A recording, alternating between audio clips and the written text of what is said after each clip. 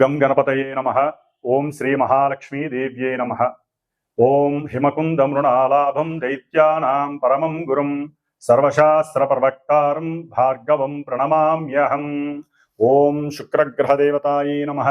ఓం నమస్తేస్తు మహామాయే శ్రీపీఠే సురపూజితే శంఖచక్ర గదాహస్తే శ్రీ మహాలక్ష్మీ నమోస్తుతే. శ్రీ మహాలక్ష్మీ దేవ్యే నమః. వీక్షిస్తున్నటువంటి అందరికీ కూడా మరి మనం ఈ యొక్క జూన్ నెల మొత్తం కూడా మేషరాశిని ఆవహించి మేషరాశిలో తన యొక్క స్థితిని నెలకొల్పబడినటువంటి శుక్రుని గురించి తెలుసుకుందాం. ఎందుకంటే ఇప్పటి వరకు దాదాపుగా 30వ తేదీ వరకు మే 30వ తేదీ వరకు 3.5-4 నెలల పాటుగా మరి ఈ శుక్ర భగవంతుడు అంటే శుక్రగ్రహము అటు శనితో రాహువుతో తన యొక్క సంచారాన్ని ముందుకు వెనక్కి ఆ యొక్క శని నక్షత్రాలలో ఉండి చాలా విధములైనటువంటి ఇబ్బందులు పడ్డాడు. ఎందుకంటే ఈ శుక్రుడు చాలా చాలా అందమైనటువంటి గ్రహము, చాలా ఉదార స్వభావం కలిగినటువంటి ప్రేమ కలిగినటువంటి గ్రహము, అత్యంత శ్రేష్టమైనటువంటి గ్రహము. రాక్షసులకే గురువు అయినప్పటికీ కూడా ఈ యొక్క మానవ లోకంలో మరి ప్రతి మనిషికి అందం మీద ఎంతో తను అందంగా ఉన్నాననే భావంతో తన యొక్క జీవితాన్ని ముందుకు తీసుకెళ్తూ ఉంటాడు. ఎందుకంటే ఆ యొక్క స్వాభిమానం లేకపోయినట్లయితే కనుక వారు అడుగు కూడా ముందుకు వెళ్ళలేని పరిస్థితి, బయటికి కూడా రాలేరు, మాట్లాడలేరు కూడా.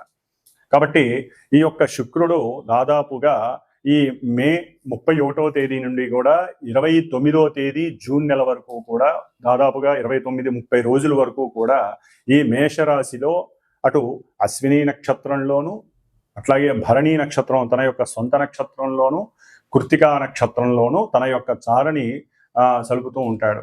దాదాపుగా ఈ యొక్క శుక్రుడు మే 31వ తేదీ నుండి జూన్ 12వ తేదీ వరకు కూడా అశ్విని నక్షత్రంలో ఉంటాడు.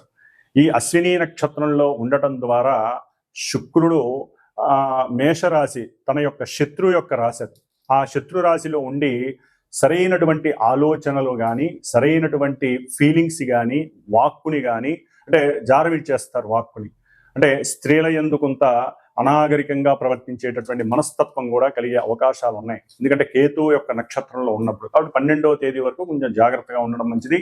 తదుపరి జూన్ 13వ తేదీ నుండి జూన్ 25వ తేదీ వరకు కూడా సొంత నక్షత్రంలో భరణి నక్షత్రంలో ఉండటం చాలా విశేషమైనటువంటిది. అందరికీ కూడా విశేషం అనే చెప్పుకోవాలి.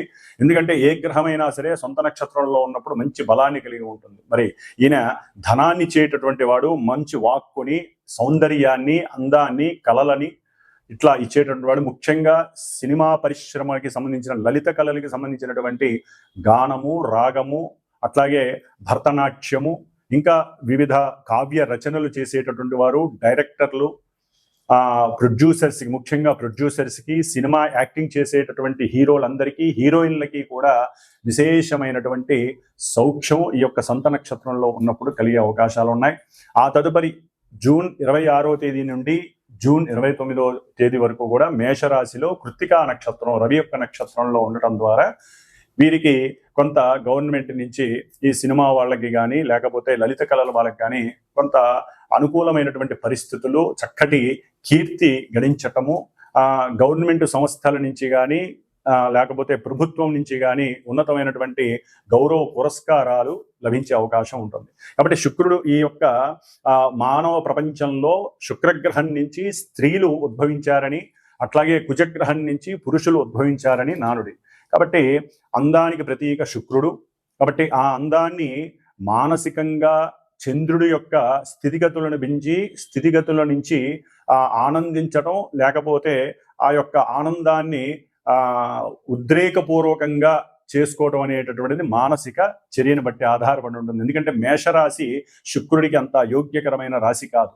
కానీ ఆయన నక్షత్రాల్లో మారినప్పుడల్లా ఎన్నో రకాలైనటువంటి గతులు ఏర్పడే అవకాశాలు ఉంటాయి. కాబట్టి మరి ఈ శుక్రుడు ఎన్నో రకాలైనటువంటి రోగాలను కూడా కలుగజేసే అవకాశం ఉంటుంది. ముఖ్యంగా మూత్రపిండాలు కానీ లేకపోతే కిడ్నీస్కి సంబంధించినటువంటి వ్యాధులు, అట్లాగే ఈయన మేషరాశి శిరోభాగంలో ఉన్నాడు కాబట్టి శిరస్సుకు సంబంధించినటువంటి వ్యాధులు. ఈయన జలగ్రహం, మేషరాశి ఏమో అగ్నితత్వపు రాశి. మరి అగ్నితత్వపు రాశిలో జలగ్రహమైనటువంటి శుభపరమైనటువంటి ఈ శుక్రుడు ఉండటం అనేటటువంటిది ఒక రకంగా చెప్పాలంటే కొన్ని రాశుల వారికి ఇబ్బందికరమైనటువంటి పరిస్థితుల్ని కలుగజేస్తుంది. ఎందుకంటే వేడివేడి ద్రావకంలో బంగారపు ముద్దని అంటే వేడి చేసి దాంట్లో వెయ్యంగానే, నీళ్ళల్లో వేయంగానే అది ఏ విధంగా అయితే ఇబ్బంది పడుతుందో చల్లారడానికి ముందు, అట్లాగే స్త్రీలు కొంచెం జాగ్రత్తగా ఉండాల్సినటువంటి పరిస్థితులు. పురుషులైతే గనక స్త్రీల యందు మాతృభావాన్ని చూపించడం చాలా విశేషం. లేకపోతే ఈ శుక్రుడు మేషరాశిలో ఉన్నంత ఈ జూన్ మాసం మొత్తం కూడా ఎన్నో రకాలైనటువంటి ఇబ్బందులు కలగడానికి అవకాశం ఉంటుంది. అట్లాగే ముఖ్యంగా గోచారంలో శుక్రుడు మేషరాశిలో ఈ విధంగా ఉన్నప్పటికీ, మంచి చెడులు ఇస్తున్నప్పటికీ కూడా ఎవరి జన్మజాతకంలో అయితే శుక్రుడు కొన్ని శుభపరమైనటువంటి నక్షత్రాలలో ఉండి శుభపరమైనటువంటి పరిస్థితులు, ముఖ్యంగా వివాహము, సంతానము, పురుషులకైతే వీర్యకారకుడు కాబట్టి ఎన్నో రకాలైనటువంటి మానసికమైనటువంటి చర్యల మీద ఈయన యొక్క ప్రభావం ఉంటుంది. కాబట్టి కొంత కాముకత్వాన్ని కండిషనల్గా ఉంచుకోవటం అనేటటువంటిది ఎంతో విశేషమైనటువంటి ప్రక్రియ. కాబట్టి మనలో కలిగేటటువంటి మనోవికారాలని కండిషనల్గా ఉంచుకున్నట్లయితే ఈ నెలన్నాళ్ళు కూడా శుక్రుడి వలన కలిగేటటువంటి ఇబ్బందులు కలగకుండా ఉంటాయి, స్త్రీలకైనా పురుషులకైనా.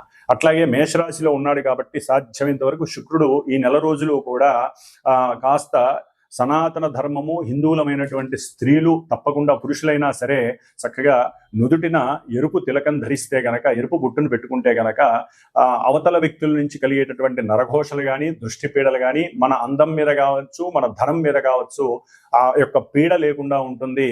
అట్లాగే మన శరీర ఆరోగ్యం నలతలు లేకుండా సంపూర్ణ ఆరోగ్య సిద్ధిని మనమే ఈ బొట్టును పెట్టుకోవడం ద్వారా ఆ అమ్మవారి యొక్క అనుగ్రహం. ఎందుకంటే శుక్రుడు అనేటటువంటి గ్రహము స్త్రీ దేవత.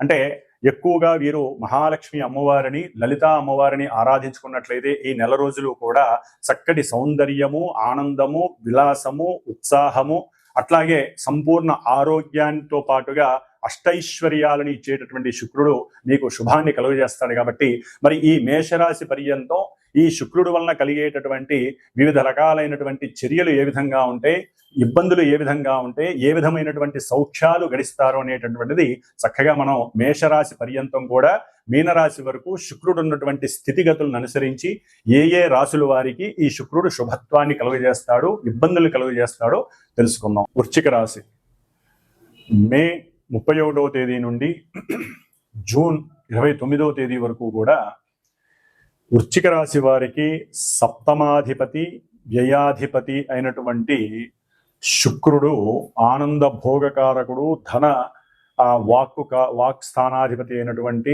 ధనాన్ని ఇచ్చేటటువంటి ఈ యొక్క శుక్రుడు 6వ స్థానంలో ఉండటం జ్యోతిష్య శాస్త్రరీత్యా చాలా ఇబ్బందికరం అని చెప్పుకోవాలి.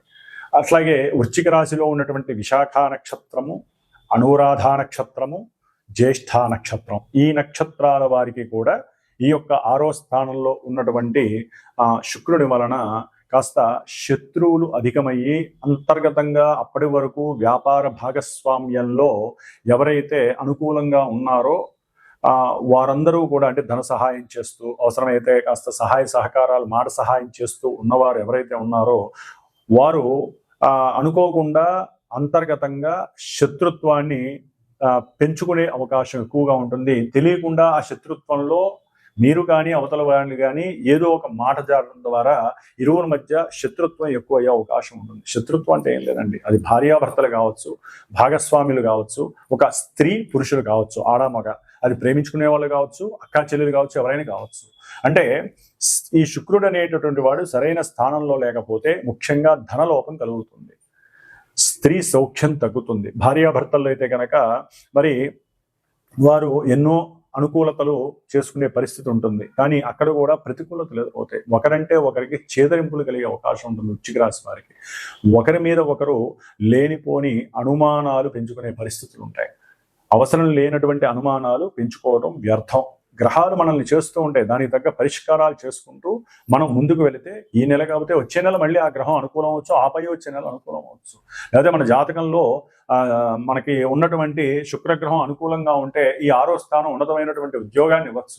కాబట్టి గోచారంలో 6వ స్థానంలో ఉన్నటువంటి శుక్రుడు ఆర్థిక బాధల్ని కలుగజేస్తాడు, శత్రువుల్ని వృద్ధి చేస్తాడు, అట్లాగే భార్యాభర్తల మధ్య తెగదంపులు చేస్తాడు, లీగల్ ఇష్యూస్ క్రియేట్ చేస్తాడు, పోలీసుల వలన వాహనాలకి అసౌకర్యవంతమైనటువంటి ఇబ్బందులు కలుగుతాయి, చలానాల ద్వారా ధనాన్ని నష్టపోయే అవకాశం ఉంటుంది, సంఘంలో మీ మాటకి విలువ ఉండదు, సంఘంలో అవతల స్త్రీల వలన మీకు సంబంధం లేకుండానే వారేదో అనుమానపడి మిమ్మల్ని ధర్మని మాట అంటాం, లేకపోతే నలుగురిలో సంఘంలో మిమ్మల్ని కించపరచడం, ఇలాంటివి జరగడానికి ఎక్కువ అవకాశాలు ఉంటాయి వృశ్చిక రాశి వారికి.